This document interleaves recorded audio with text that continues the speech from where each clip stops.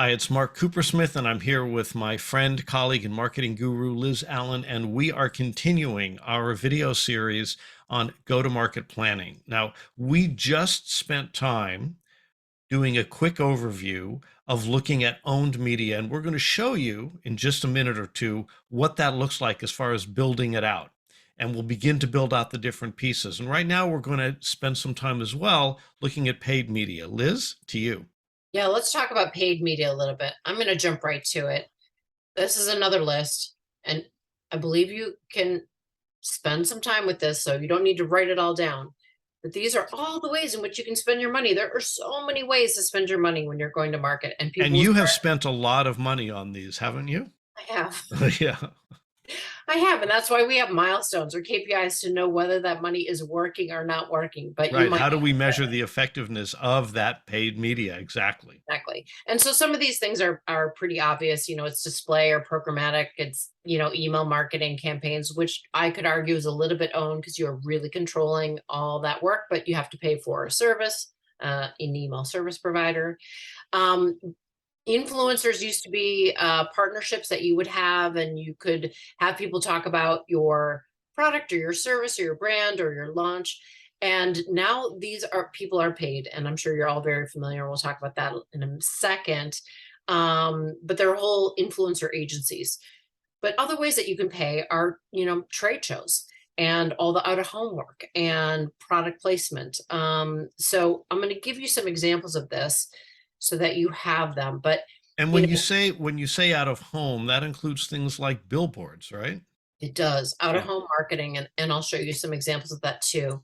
Influencer marketing is a fun one just to talk about because I'm sure you have all been exposed to influencers, and actually sort of a word now in our vocabulary. But a couple years ago, this was a really new and sort of innovative way of marketing, and it was a little bit sketchy whether you knew or didn't whether this person was being paid to propagate a product or service. And now the laws have changed, and this has become just a huge category. I love experiential, and I think for startup brands in particular, this can be really, really meaningful, especially if you're piloting in a market or trying a specific geo. You can have a lot of fun with the local atmosphere, neighborhoods, and those kind of places. But these are just some examples of ways that you can get into the universe, and get out there and show how your brand, product, service, whatever comes to life in a fun and engaging way with your customer. Sorry, I don't know why that popped up. Here's, if we pause here for a second, I wanted to talk about how we would use that framework we introduced and bring to life some of these plans. So if I'm going to my go-to-market planning framework now, this is, for instance, how I would do a website. So we talked about that earlier. That's an owned media tactic, an owned channel. So my objective there is I want to create awareness, consideration, and trial, all of it in this one vehicle, this one channel. Well, that's a lot to do, but a website is good at hosting those myriad of life cycle stages. So maybe here my messaging is, we're live. And here I just made up a environmentally friendly Salesforce API because I was sort of in that mood. And so that's a little bit of my launch messaging. My tactics here are that I am going to be clean, have a clean and simple design. I want to be compelling and have a really frictionless lead capture experience.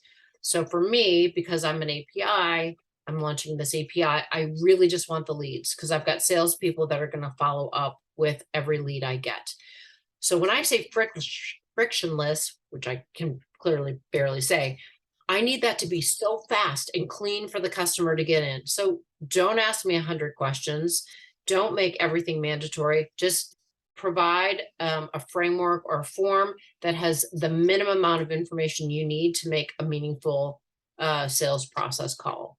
Well, one of the things too that's important is if in this instance you're trying to create a product that will help facilitate sales to make it easy, then your experience has to help facilitate sales and make it easy. It's got the brand has to, and the brand experience when people first get to know about you has to be consistent with what your promise is. Exactly. Otherwise, you have that marketing dissonance and you're going to lose your customers. Exactly. Here I also like this could be a two-page site, as I mentioned earlier. Maybe I just need the founder buyers bios so I can get some PR contact info in the mix and they know a little bit about us and we're starting to get a little bit more value on a PR front. Right. Now, if you were to do something like a simple landing page that you were to drive that, you're not really trying for trial at that point. It's around awareness and consideration. And then the next step might be to move them along. So be thoughtful about the way that you think about what it is you're trying to do with each of these different tools. Right. And honestly, we could spend an hour just talking about websites and how to, break those things apart. So I'm trying to do this in just a quick, swift motion. But I added this column, as I mentioned earlier, because a lot of times we'll just say, okay, here's what it needs to be. So really sitting down and thinking about things like, what are my logistics? What are the considerations I need to make? Okay, this has to be mobile because I'm probably going to launch at, Dreamforce. I need it to be responsive. It has to be functional. I need it tested prior to launch. So I need a QA team available. Like these are those kind of things you have to think about, like, oh yeah, right. I have to have all this in place before I'm ready to go live. Like site's live. Did you test it? I'm going to need a dedicated writer until the site's complete. And you're Um, putting people's names on that. yeah, these are my friends. I just put Yeah. their names on here. Like, But no, but you should. It not just saying we need this. It's like, do we have that resource? And if so, who is it? So people understand what commitments are being made.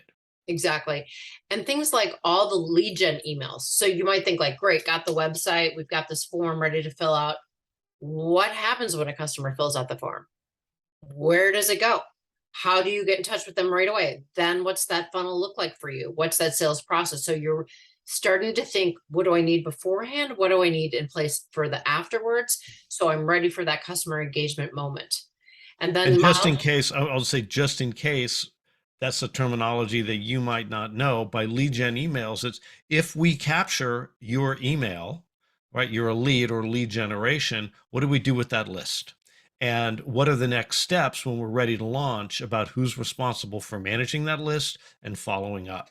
So it's being really clear and explicit about step by step, kind of the trail of breadcrumbs through the marketing forest. exactly. And again, we could spend an hour just on this kind of concept, but I put in some milestones here for me for a website. It's built and tested by whatever date.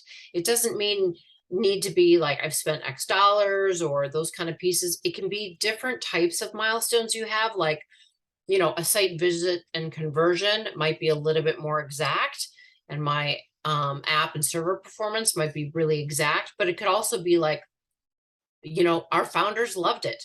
That could be a milestone too. Our, investors said this is awesome. That could be a milestone. I might not put it in the deck, but secretly that's something you're hoping for too. Absolutely. So this is an example website of an owned media channel. And then if we look at a paid media channel, so now we're starting to build it out. What might that look like? Right. So here I put in something about also creating awareness consideration trial. Like I really am trying to fast forward all these steps here, but I've really put a little bit more information about who my target is in this point. So this is really with my influencer, my Salesforce community, key environmentalists, and investors. I need to go a bit broader. So I'm going to go to this Dreamforce event and I need to pay for that. So where am I going to be in the event?